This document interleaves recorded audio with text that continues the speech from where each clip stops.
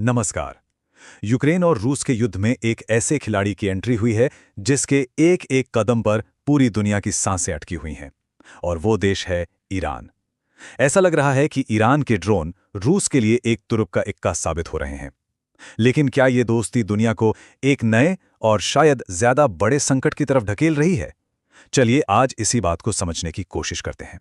तो आज का हमारा सबसे बड़ा सवाल यही है कि यूक्रेन युद्ध में ईरान की भूमिका आखिर है क्या?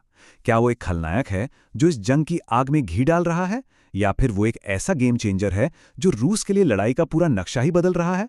आइए इन्हीं दोनों पहलुओं को जरा करीब से देखते हैं। तो चलिए अब इस मामले की तह तक चलते हैं। देखिए, ईरान की भूमिका को लेकर दुनिया में दो बिल्कुल अलग अलग राय बनी हुई हैं, और दोनों के पीछे अपने अपने तर्क हैं।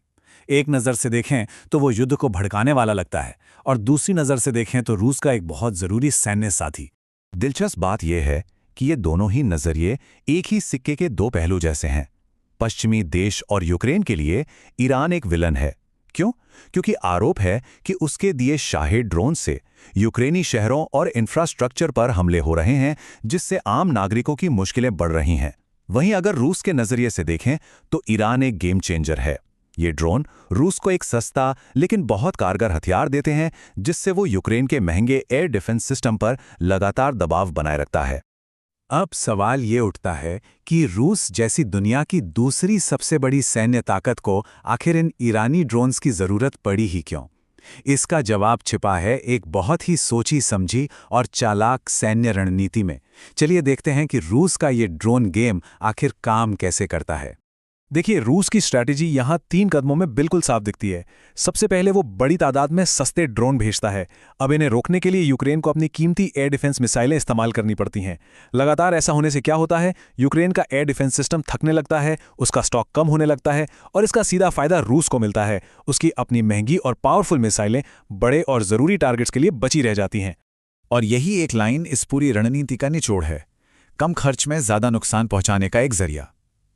ये दिखाता है कि आज की लड़ाई सिर्फ महंगे और आधुनिक हथियारों से नहीं, बल्कि सस्ती और बड़ी संख्या में मौजूद टेक्नोलॉजी से भी लड़ी जा रही है, और वो कितनी घातक हो सकती है।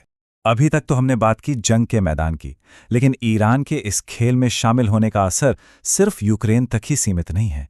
अगर ईरान इस युद्ध में और गहराई से उतरता है तो इसके वैश्विक परिणाम बहुत ही संगीन हो सकते हैं। पहला और सबसे बड़ा खतरा है इस लड़ाई के फैलने का।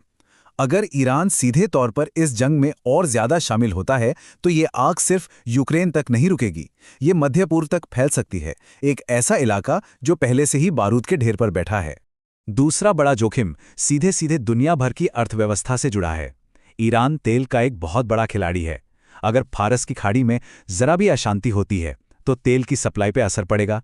इसका मतलब दुनिया भर में पेट्रोल डीजल की कीमतें आसमान छू सकती हैं और ग्लोबल इकॉनमी मंदी की चपेट में आ सकती है। और तीसरा, जो शायद सबसे गंभीर जोखिम है, वो है बड़ी ताकतों का इस लड़ाई में खिंच जाना। अगर हालात बिगड़ते हैं तो अमेरिका, नाटो और चीन जैसी महाशक्तियां भी इसमें किसी न किसी तरह शामिल हो सकती हैं। और अगर ऐसा हुआ तो ये क्षेत्रीय लड़ाई एक बड़े वैश्विक टकराव में बदल सकती है। तो इस पूरे विश्लेषण के बाद हम कहां पहुंचते हैं? हमने देखा कि ईरान का ये किरदार कितना पेचीदा है और इसके नतीजे कितने दूर तक जा सकते हैं। तो जो मुख्य बातें सामने आई हैं वो ये हैं। एक नज़रिए से ईरान एक खलनायक है जो रूस को हथियार देकर युद्ध को और विनाशकारी बना रहा है। दूसरे नज़रिए से वो रूस के लिए एक ऐसा रणनीतिक पार्टनर है जो उसे जंग में बढ़त दिला रहा है। लेकिन सबसे अहम बात यह है कि ईरान की बढ़ती भागीदारी इस क्षेत्रीय संघर्ष को एक वैश्विक संकट में बदलने का दम रखती है। और यही बात हमें इस आखिरी और सबसे बड़े सवाल पर लाकर खड़ा कर देती है। क्या हम एक क्षेत्रीय लड़ाई को अपनी आंखों के सामने धीरे धीरे एक बड़े ग्लोबल क्राइसिस में बदलते हुए देख रहे हैं? इस सवाल का जवाब तो शायद वक्त ही देगा, लेकिन इसके बारे में सोचना आज हम सब के लिए बहुत ज़रूरी है।